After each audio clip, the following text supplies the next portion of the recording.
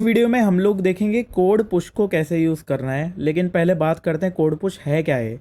तो मान लो यार आपकी जो मोबाइल एप्लीकेशन है वो 10 डिवाइस में रन कर रही है, 10 यूज़र्स हैं आपके जिन्होंने इंस्टॉल कर रखी है ऐप।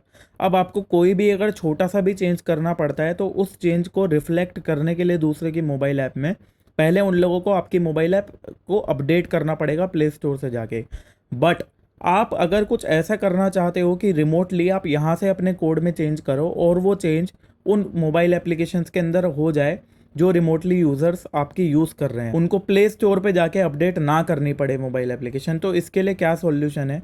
इसके लिए सॉल्यूशन है कोड पुश और ये माइक्रोसॉफ्ट का है। तो आपको आना है, पहले ऐप सेंटर टाइप करना है गूगल पे एंड जाना है visual studio app centre.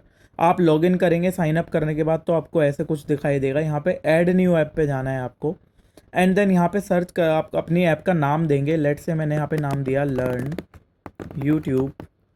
Then यहाँ पे आप सेलेक्ट करेंगे आपका कौन से ओएस पे प्रोजेक्ट है, लेट से एंड्रॉयड। यहाँ पे प्लेटफॉर्म मैंने सेलेक्ट करा react native. Add new app. अब ये मेरी नई ऐप बन गई। अब इसका करना क्या है अभी देखते हैं। पहले आपको जाना है गूगल पे एंड टाइप करना है रिएक्ट नेटिव कोड पुश और इसकी गिटहब रिपोजिटरी पे आ जाना है। अब यहाँ पर आपको लाइब्रेरी इंस्टॉल करने के लिए कमांड दे रखी होगी npm install minus minus save react native code push. आपको इसके थ्रू इंस्टॉल कर लेना है। मेरे प्रोजेक्ट में ऑलरेडी इंस्टॉल्ड है इसलिए मैं ये कमांड रन नहीं कर रहा। तो ये मेरे में क्योंकि ऑलरेडी इंस्टॉल्ड है इसलिए मैं नहीं कर रहा। अब आपको आना है एंड्रॉयड सेटअप पे एंड मैं आपको दिखा देता हूँ करना क्या है। आपको android/setting.gradle में जाना है एंड इन दोनों लाइन को पेस्ट करना है। android/app/build.gradle में जाना है एंड वहाँ पर आपको जहाँ कहीं भी अप्लाई फ्रॉम react.gradle वाली लाइन दिखे उसके नीचे ये वाली लाइन पेस्ट करनी है। Then main application dot Java के अंदर जाना है एंड आपको ये वाले इंपोर्ट स्टेटमेंट लिखना है एंड ये वाला फंक्शन ओवरराइड करना है। ये सारी चीज़ें आप लोगों को करनी है एंड ये आपको मिलेगा कहाँ से, इस रिपोजिटरी के अंदर ही आपको एंड्रॉयड सेटअप का ऑप्शन नज़र आएगा जहाँ से आपको ये सारे स्टेप मिल जाएंगे।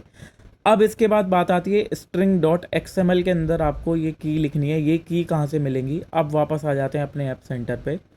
आपको जाना है डिस्ट्रीब्यूट पे। देन यहाँ पे आपको नज़र आएगा कोड पुश।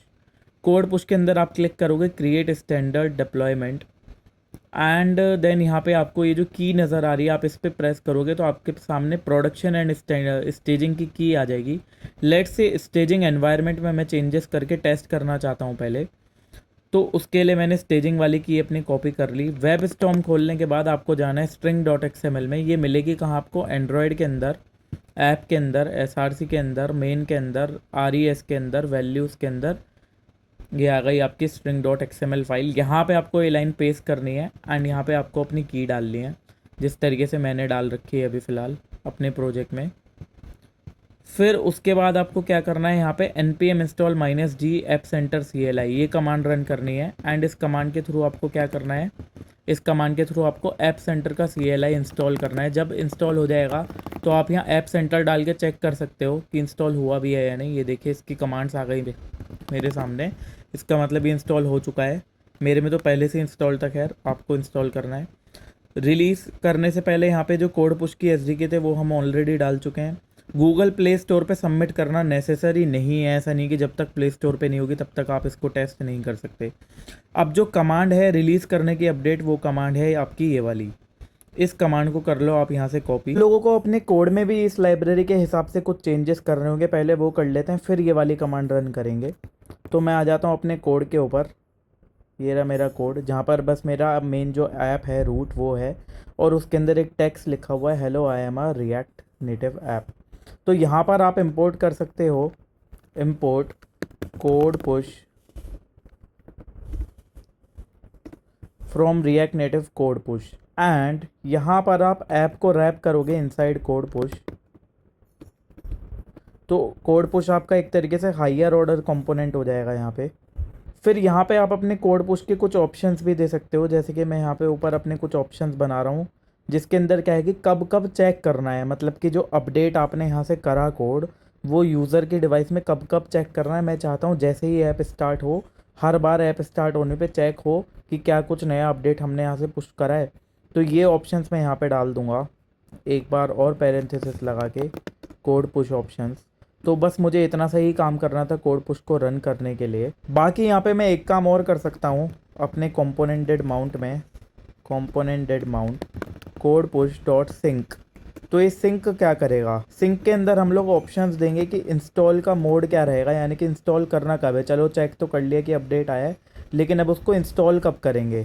तो मैं यहाँ लिखूँगा कोड पुश डॉट, इसके अंदर एक होता है इंस्टॉल मोड, ये रहा इंस्टॉल मोड। तो इसके अंदर बहुत सारे मोड होंगे कि इमीडिएटली आपको इंस्टॉल करना है, या फिर जब बंदा नेक्स्ट टाइम एप्लीकेशन को स्टार्ट करेगा तब आपको दिखाना है, या क्या करना है। तो मैंने कहा कि इमीडिएटली मुझे इंस्टॉल करना है इन सारे चेंजेस को। तो मेरे जो चेंजेस हैं वो इमीडिएटली इंस्टॉल हो जाएंगे। फिर इसके बाद मैं यहाँ पे एक कॉल बैक फंक्शन भी कॉल कर सकता हूँ, या लेट से मैं अलग से यहाँ पे बना लेता हूँ एक function, sync with code push status. अब मैं यहाँ पर पास कर दूंगा क्या, ये वाला function this dot sync with code push, और इसके थ्रू मुझे यहाँ पे स्टेटस मिलेगा कि क्या स्टेटस रहा कोड पुश का, कंसोल डॉट लॉग स्टेटस।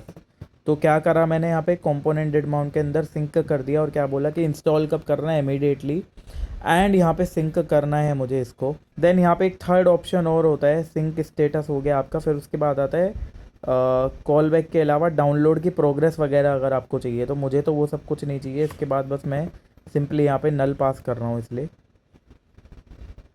तो ये हो गया मेरा कोड पुश डॉट सिंक वाला, और इसके कॉल बैक में मैंने यहाँ पे कॉल कर दिया सिंक विद कोड पुश को। यहाँ पर आ गया मेरा कोड पुश। बस इतना सा आपको काम करना था, और आप इस तरीके से रन कर सकते हो अपने कोड पुश के अपडेट्स को। अब हम लोग अपने ऐप को एक्चुअल में अपडेट करेंगे using code push. So let's say यहाँ पर मैं आके इस कमांड को करता हूँ कॉपी,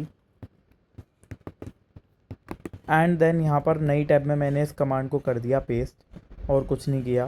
एंड अभी पहले मुझे इस कोड के अंदर कुछ ऐसा चेंज करना पड़ेगा जो पहले मेरी स्क्रीन पे नहीं था। लेट्स से यहाँ पर मैंने एक और टेक्स्ट डाल दिया,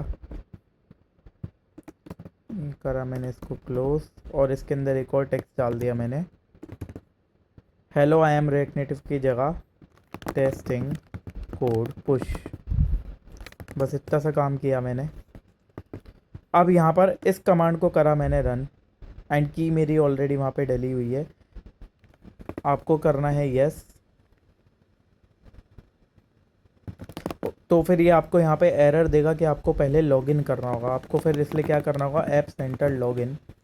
अगर आपको लॉगिन का एरर आए, देन ये ऑटोमेटिकली आपके ब्राउज़र की विंडो में ओपन करके चेक करेगा कि आपने लॉगिन कर रखा है या नहीं। तो यहाँ पर आपको एक टोकन मिलेगा, इस टोकन को करना है कॉपी, देन वापस जाके यहाँ पे आपको करना है पेस्ट। इसके थ्रू ये पता लगा लेगा कि आपने सही से लॉगिन किया है या नहीं।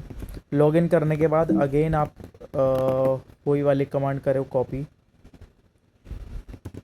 एंड देन करो पेस्ट।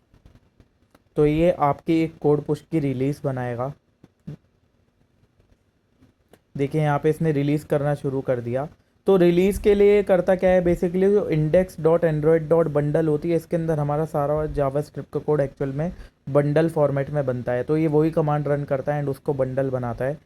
अब ये देखिए अपडेट कर रहा है बंडल को, क्रिएटिंग कोड पुश रिलीज़। तो यहाँ पे कोड पुश की रिलीज़ बन चुकी है, एंड ऑटोमेटिकली देखिए मेरी ऐप में अभी लिखा आया था रिफ्रेश, और यहाँ पर उसके नीचे क्या लिखा आ गया, टेस्टिंग कोड पुश। तो हमने सक्सेसफुली कोड पुश की रिलीज़ को चालू कर दिया, एंड वो वर्क भी कर रही है। और यहाँ पे भी आपको दिख रहा है sync already in progress and all.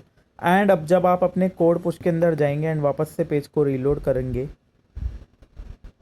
तो यहाँ पे आपको दिखाई देगा वर्जन 1 आपने यहाँ पे रोल रिलीज़ करा था, एंड इसके बाद आप देख सकते हो 100% ये रोल आउट हो चुका है। और यहाँ पर एक और चीज़ आपको दिखती है, क्या है मैंडेटरी है डाउनलोड करना है नहीं, तो वो आप फोर्सफुली मैंडेटरी भी कर सकते हो। वो सारी सेटिंग आप कोड पुश के अंदर जाके देख लेना बाद में। अब यहाँ पे एक इंपॉर्टेंट चीज़ के बारे में मुझे आपसे बात करनी है, वो क्या है कि कोड पुश को हम ऐसे यूज़ नहीं करेंगे, क्योंकि जो अपना चैनल है वो जाना जाता है बेस्ट कोडिंग पैटर्न्स के लिए, बेस्ट कोडिंग प्रैक्टिसेस के लिए। तो हम लोग best coding patterns and practice को ही यहाँ पे मेंटेन रखेंगे।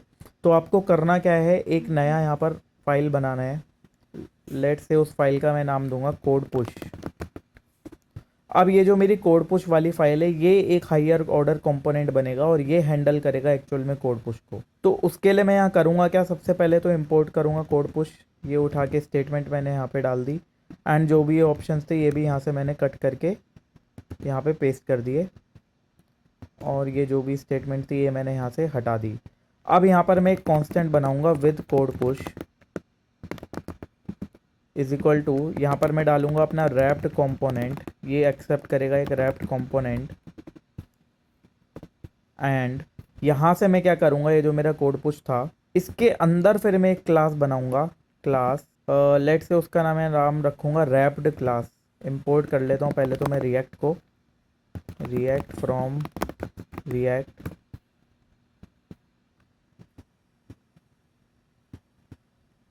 एंड यहाँ पर मैं एक क्लास बनाऊंगा, क्लास का मैं नाम देता हूँ wrapped app from react dot component.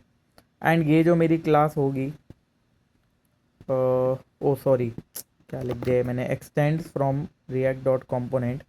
अब ये जो मेरी क्लास होगी, इस क्लास के अंदर मैं क्या करूँगा, इस क्लास के अंदर मैं रेंडर करूँगा अपना जो भी ये रैप्ड कंपोनेंट था ये, यानी कि जो भी मेरा एक्चुअल कंपोनेंट था उसी को मैं यहाँ पे रेंडर कर दूँगा। रैप्ड कंपोनेंट, ये दूसरा वाला पार्ट हटा देता हूँ मैं, इस तरीके से मैं इसको करूँगा रैप। एंड इसके साथ में यहाँ कर दूँगा रिटर्न, भूल गया मैं, रिटर्न। एंड इस रिटर्न के अंदर डालूँगा मैं इस रैप्ड कंपोनेंट को।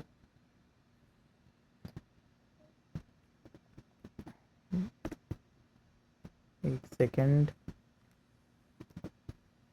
ये किया मैंने यहाँ से कट एंड ये कर दिया यहाँ पे पेस्ट, हो गया।